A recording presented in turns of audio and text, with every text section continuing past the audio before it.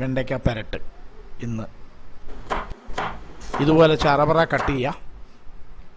അതിനു വേണ്ട ഇൻഗ്രീഡിയൻസ്: വെളുത്തുള്ളി കുറച്ചല്ലി, ഒരു വലിയ ഉള്ളി, 2 തണ്ട് കറിവേപ്പില, മുളക് പൊടി, മഞ്ഞൾപ്പൊടി, ഉപ്പ്. ചട്ടി ചൂടാകുമ്പോൾ ഓയിലൊഴിക്കുക, കടുക് പൊട്ടിക്കുക.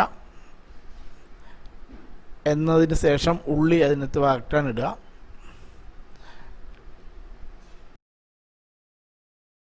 അതിൻ്റെ മേളിൽ കുറച്ച് ഉപ്പിട്ട പെട്ടെന്ന് വഴറ്റി കിട്ടും. പച്ചമുളക്, വെളുത്തുള്ളി അതിലേക്കിടുക. കുറച്ച് കറിവേപ്പിലയും ചട്ടിയിലേക്കിടുക. വീണ്ടും ഒന്ന് വഴറ്റിയെടുക്കുക.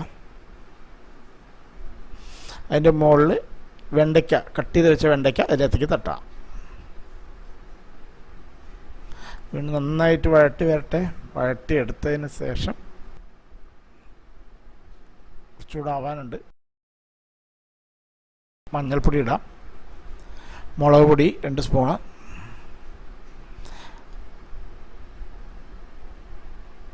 ഉപ്പിടുക അതിന് മേളിൽ. വീണ്ടും നന്നായി വഴറ്റിയെടുക്കുക. ഒരുവിധം വഴറ്റി വന്നിട്ടുണ്ട്. ഇതുപോലെ ചെയ്യുന്നത് കൊണ്ടുള്ള ഗുണം, എണ്ണ കൂടുതൽ വേണ്ട, പോഷക ഗുണം ഒട്ടും കുറയുകയില്ല. Thank you.